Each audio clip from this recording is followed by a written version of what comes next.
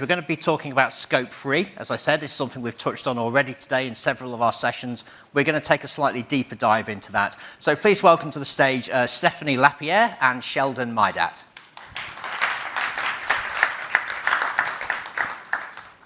Please have a seat. Okay, now Stephanie Lapierre is the founder and CEO of Tealbook, a highly coveted supply chain thought leader and one of the most influential minds in emerging data technologies. Sheldon Maidat, CEO of Supplier, he's an industry leader, a supplier relationship evangelist and a speaker. For 25 years, surely not, Sheldon. Surely not. For 25 years, he's worked alongside and learnt from some of the world's best-known brands. So, Stephanie, turning to you first, actually. Scope 3 in supply chains. It's been something that we've talked about already today. Are we doing enough to measure, monitor, and report on this? Well, what I typically say is we already have a very difficult, maybe even impossible time collecting data from Tier 1 suppliers and categorizing spend at the invoice level. And so I think the biggest challenge is how do we get the baseline? How do we measure? How do we drive accountability among all the other requirements that procurement and supply chain is responsible for? So it's really, I think, positive to see all the commitments being made, and that's a step forward. I think the challenge will be how do you execute and drive accountability and ownership in a way that's quantifiable. And how should we do that? Well, I think automation of collection of data, automation of predictability and invoice spend categorization, enabling tiering visibility without relying on suppliers to come and put their information, because that's what we've known is the biggest flaws. Is, even I was a judge at Digital Procurement World, and there's all these companies presenting, and they're all within ESG, sustainability, and you get the first one to present, and they say, well, how do you get your data in that solution? Then they give you 100 reasons why the suppliers will come to that portal. And the second company comes and presents, you ask the same questions. By the third one, the CPOs are catching on and they're saying, like, how are you getting the data in your solution? And then you're looking at all the requirements in ESG today. It would require maybe 5 to 15 different solutions to be able to capture and measure. And you're asking already your suppliers to come to multiple systems already on top of that. So I think that's the biggest challenge. So if you can remove the barrier of having suppliers to come to a portal, if you can automate the collection, the enrichment, the distribution of that data in a way that gives you a lot more visibility, it starts deriving a lot better insight, then you can have a really accurate baseline and then move towards being able to measure something that's quantifiable.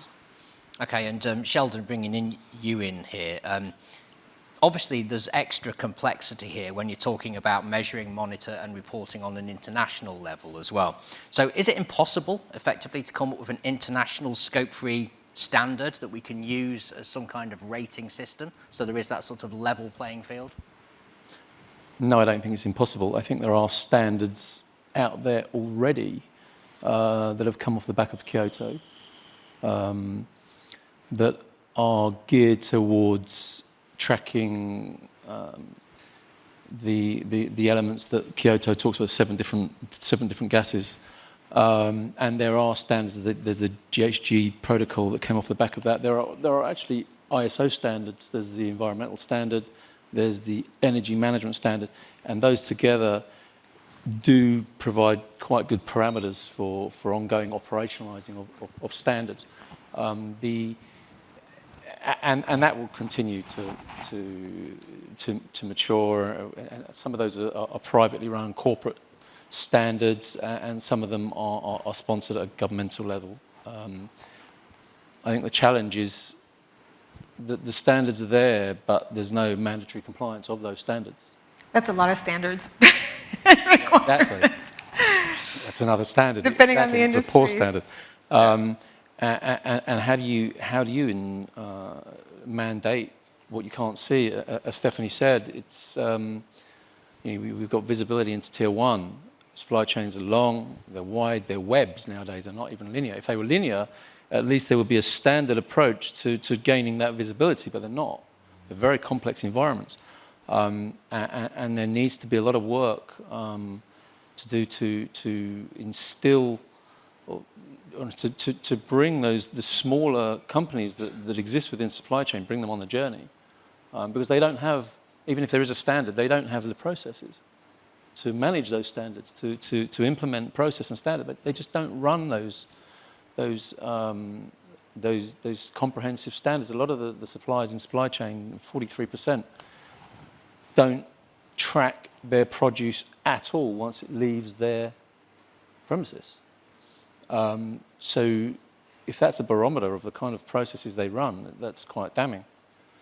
Okay, and this comes down to relationships as well, right, between suppliers as well, and you know, relationships is your speciality, I suppose, at Suppico as well. So how important are relationships? And I know you're going to say very important. I am. But when it comes to scope 3, are they essential? Yes. I think they are essential because you've got to be able to break down. It's about creating a willingness to support the cause, if you like. So it's not so much about will for the bigger corporates, because they are easier targets they're easy to target with legislation. But outside of that won't work.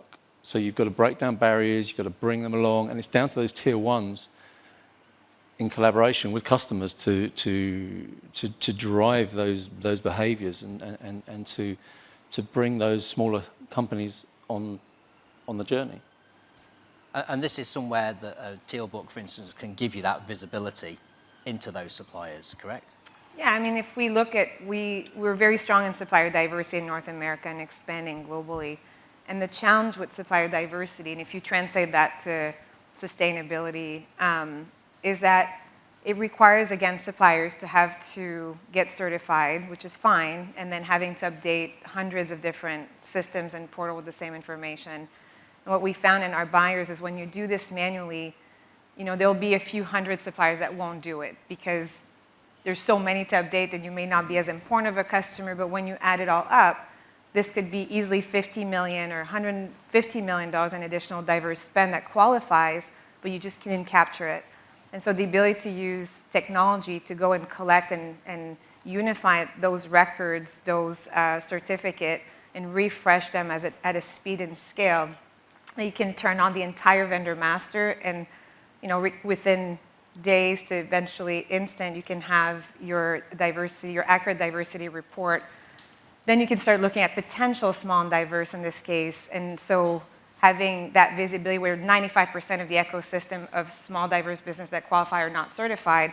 So if you're just reporting a small percentage of your qualified spend, you're missing out on a massive ecosystem that could bring innovation. So when I translate this to all the requirements for ESG, you're talking about adding even more barrier for your suppliers to do something, or they need to invest the resources, they need to invest the time to make the commitment. The drivers have to be pretty strong, and then, you know, expecting them to update all these different systems because you are a certain brand, and of course the suppliers will come because they want to do business with you. That just has failed. It's failed for years and years and years, and so finding ways to circumvent and how you can automate. And if the suppliers still come, you make that the exception versus the rule. And so you can still allow them to come and validate records and participate. But if you remove even for them to have to build the infrastructure to measure or to put together a program and you make it accessible, again, similar to Tier 2, we're able our customers to invite their suppliers to report without doing anything. So now you're able to capture in the aggregate their own diverse spend that you can impact your objectives, but you're not putting the burden on your suppliers. You're enabling them to measure something without having to build the entire infrastructure around it. So if you can do something similar for scope 1 and 2 for your suppliers, imagine be able to then triangulate that to your scope 3 would be pretty amazing. Yeah, it would. I mean, Sheldon, do you think that is, what do you think needs to change to make that happen? Is it a case of demonstrating the value to those really small suppliers, for instance, what maybe in that scope 3?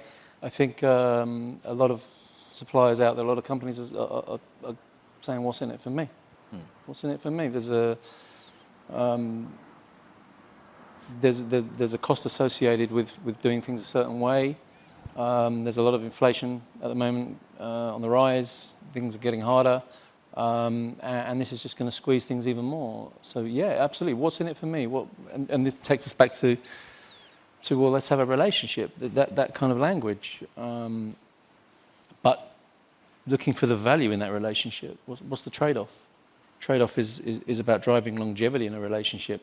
Driving shared R&D. All of this stuff that can come out of creating or collaborating. I know we use that word. We always use that word a lot, but it's true. But to put some real meaning behind the word collaboration and bringing those smaller companies on the journey, getting them to answering their question, what's in it for me? Well, longevity, doing more business, opening up new avenues, looking at new areas, looking at new opportunities, new innovation, shared R&D, as I said. That's what's in it for them. And I think it has to flow from the top down. But equally, we think of this, that we think of customer and tier one within supply chain. But within supply chain, there are many, many customers. And they're all looking down or looking upstream at their suppliers. So the same thing goes, but sometimes as you go through the supply chain, maybe on a smaller scale, because typically as you get further on, companies get smaller and more specialized, with many, many challenges, with poor process. So smaller companies don't have the money to invest in process, which is why they don't often track produce when it leaves their premises. But all of this stuff, it's very much what's in it for me. Well, is that where technology or an automated system to reduce that manual input and that friction is the best solution for those smaller suppliers as well? Yeah, and when we look at some of our clients, what they're doing right now is they're finding indicators of suppliers that meet requirements. Once they find those suppliers, they engage them and invite them to self-certify, for example, which we know a lot of companies don't recognize. More and more customers are starting to recognize an authenticated self-certification process, but it's free. It takes 20 minutes. And if you enable that to be the first step and then make a commitment, once we spend X amount of dollars with you, right, we build a relationship, we monitor the relationship through a supplier relationship management system, then the commitment is that you get certified or you go through the proper requirements that we would recognize to report. So this is more of a win-win opportunity, and you're not putting the burden up front on those small innovative suppliers, and you're enabling them to commit also a certain amount of spend with them for them to then take the opportunity to get properly audited or certified. And then to your point is then what's in it for them is how does this drives a competitive advantage, because there's a lot more organizations that are making commitments. So how are you as a supplier making that commitment and opening new opportunities with other organizations like ours? And that's really powerful if you can do that within a network. Okay, and just moving on to category management. Stephanie, would you say that this is an outdated concept these days? It feels like we've talked about this for a long time now. I'd say it's outdated in terms of like Mike knows everything about this category, and Mike leaves, and then we lose all the institutional knowledge on a category. I do think that having visibility and access to better data, better insight across, that it's procurement, even within stakeholders, you still need category strategy, because there's categories where the strategy may be to consolidate. There's another category where it may be to introduce competition to drive more savings. Another one could be enabling innovation. So I do think you still need that understanding of your spend and be able to optimize it using category strategy. But the category managers should be more strategic, more critical thinking, more thinking about business outcome, driving that process, and with information, be able to positively influence business decisions that are aligned with the goals of the organization. I think that's where it's going to be changing, is the profile of the category managers and what it means for the organization. Do you see that happening as well, Sheldon? Yeah, I think category management is absolutely fine.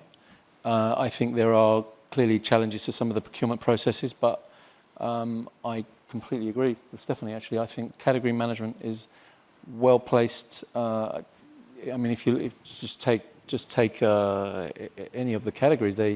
Strategic sourcing within a category, looking at the different disciplines within that category.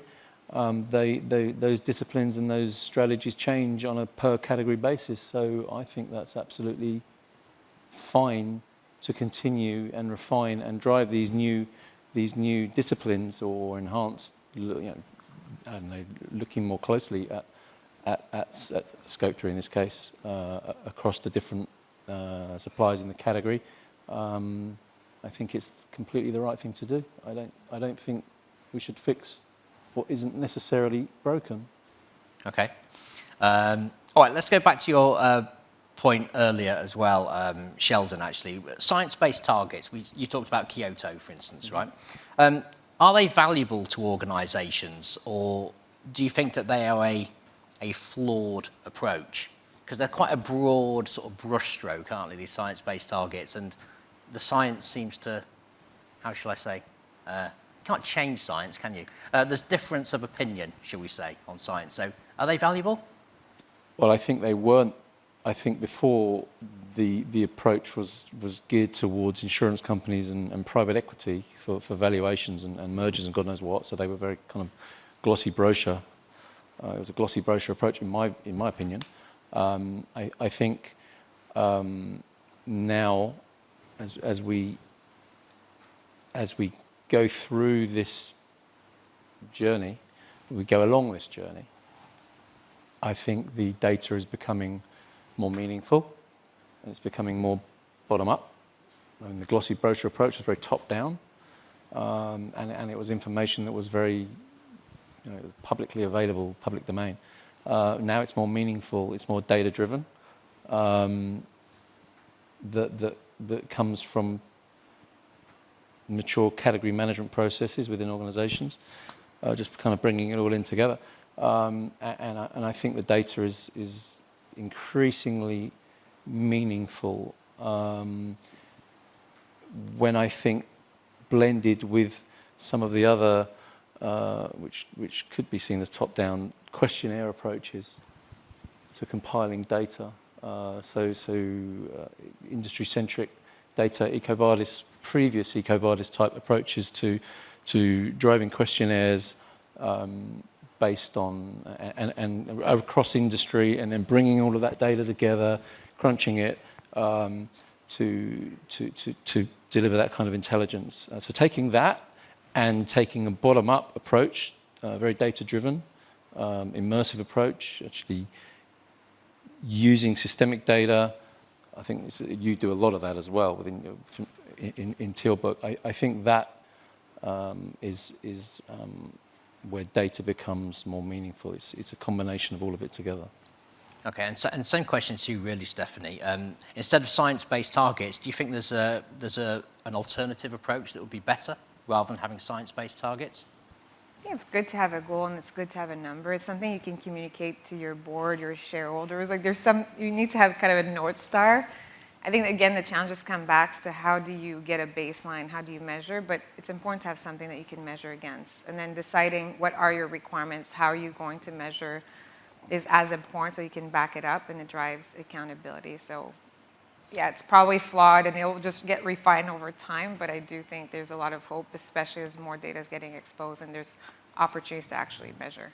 Yeah, I get that. I suppose it's better to have that North Star that you're aiming towards or following, rather than not having everyone can rally around that. Then it impacts all spend across all categories, right? It impacts other areas of the business that are accountable to driving to the same objectives. So it's really important that you communicate a target. Just to say we're committed to X, it doesn't move the needle. It's when you're saying a statement in the market that you're doing something. Yeah. We use OKR at Tealbook. It's always a little bit aspirational.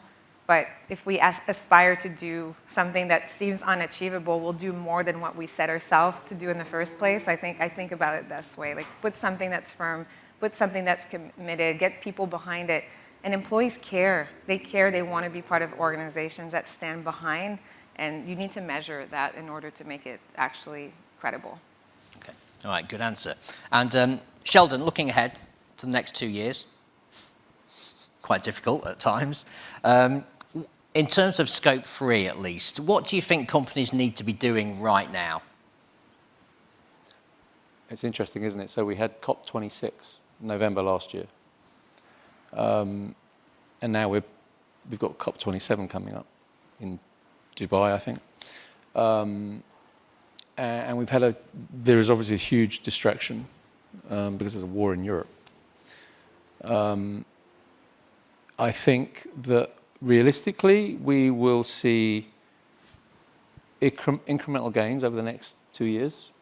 We're not going to see anything with COP26, and there was a huge flurry of activity, and it's kind of settled down. And there's still work going on, but it's incremental, I think. And then it will get another big flurry towards the end of the year with COP27.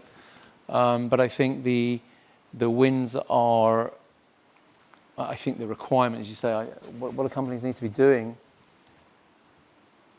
They need to be continuing to break down barriers. I don't think that imposing the legislation that's coming out now, imposing that, as I said, it's easy to impose it on your tier ones because they're big targets. But imposing it beyond that, it's not going to work. It never has, it never will. EcoVadis, they've released studies that have shown that 100% of the suppliers that they have been working with have stated that the CSR policies or contract clauses that end up, the clauses that end up drafted into contract, they end up going into a drawer, never to be seen again. They're completely ineffective. Because you can't drive this through, I mean, that's CSR, but I mean, this almost smacks of greenwashing in a way, right? Because you're saying like there's this flurry of activity around COP26, and then there'll be another flurry of activity around COP27. That's greenwashing, isn't it? Well, I'm not sure it's greenwashing. I think there's genuine intent, but the genuine intent when it's shared is or when it happens is real. I guess it becomes greenwashing beyond that when it doesn't materialize. So the intent is there, and then it turns to nothing. That thereafter could be seen as greenwashing, with maybe a period at the beginning of at the end of each year when it becomes something material. But I wouldn't say it's just greenwashing. I'd say there's more to it than that. Okay, fair enough. Just trying to be slightly controversial, get a rise out of you. So Stephanie, same question to you. What do companies need to be doing right now to tackle Scope 3, would you say? Well, what I'm super excited, this is one of the first conferences I've been in person. 5 years ago, when we were talking about what we were doing with data, CPOs looked at us with pupil dilating and eyes twitching, and the data seemed to be like, I'm implementing my S2P, my cloud-based S2P, I'm initiating my digital transformation, we'll deal with data later. 2 years ago, it was like all these new digital solutions are coming to market, we're gonna leverage them to accelerate our digital transformation. And I was at another conference yesterday talking to CPOs all day and today, and every single one talks about data, which I think is so encouraging that we've changed the conversation and accepting garbage in, garbage out, my messy master data, it's not acceptable anymore. And there are ways that you can actually get visibility into your tier 1, enable tier 2, and enable tier 3. It's going to take some time, but finding that path, establishing your data strategy, admitting you have a data problem, I think is the first thing. And then once you have on that path, then you can start looking at, how are you able to successfully make a commitment to something like Scope 3, defining the requirements, and then have visibility into the data to enable it. And then you can look at, how can you enable your suppliers with Scope 1, Scope 2, which would be the holy grail if you can do this effectively. So I'm super encouraged. I think the conversation is changing. The technology is here. I think it's a really good time for organization. And that shareholders care, your consumer cares, your board cares, your C-suite cares, and you're in a perfect position today to drive that kind of value for the organization. And so I think it's time. We have to leverage that opportunity. Okay. A little more optimistic than the greenwashing. It was me who was negative about the greenwashing, to be fair. Any questions from the floor before I take virtual questions here? If anyone has a question, put your hand up. I can just about see you all. Okay, I can't see any at the moment. Okay, I have a question that's come in here, and this is to anybody who wants to dive on this. It says, did the panel have any thoughts on evolving scope-free measurement factors approaches that aren't still spend-based? I think so. I mean, we have large Fortune 1000 customers that are very interested in innovating with us. And although there are standards, I mean, we're trying to standardize what are the requirements that they're looking for, what would drive the most impact, so that we can then scale this across more industries, more customers. So, yeah, I think, and it's coming up that it's also not just invoice data or spend data. And so, yeah, I think we'll define that a little bit better in the future. And ideally, there's always going to be some exception. And based on your industry, there's always going to be something that's more important to one industry over another. But ultimately, if you can standardize a baseline and then have exception, then you're not doing all of the work for everything. You can just focus on the exception base, and that could be, quite more broad than just invoice data. Okay. Any thoughts on that question, Sheldon, that came in? So we focus on the unstructured data layer. So it's not spend data at all. So we take unstructured data such as freeform text, commentary that comes in from across the ecosystem, so tier 1s, tier 2s, upstream, etc. So it's freeform text, it's documentation, it's imagery, from kind of shop floor level imagery, and we use smart tech to create an interpretation of that data. So it's almost like working with crude oil and refining it to extract the value from it.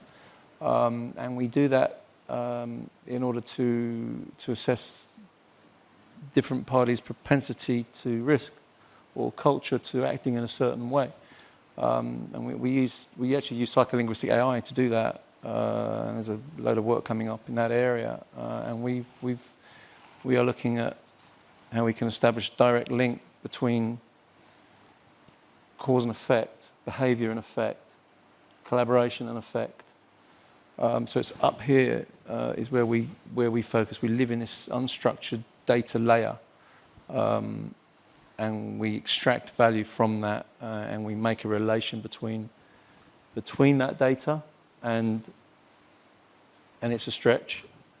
I wouldn't normally say in scope 3, but I would say in relation to the culture to enacting or acting in a certain way, driving certain types of trading behaviours within the supply chain. Okay. All right. Well, hopefully we're leaving you with a positive message here at the end of day one, which was it's time, right, when it comes to scope 3. Mm-hmm. So rather than my negative view of greenwashing, we'll say it's time for scope 3 to get the attention it deserves. And obviously there's technology and data out there that we can make that happen as well and gain that visibility into it. If there's no questions from the floor, then we'll say thank you to our final panelists today, which are Stephanie Lapierre from Tealbook and Sheldon Maidat from Supplier Diversity. Thank you. Thank you, guys. Thank you for having me.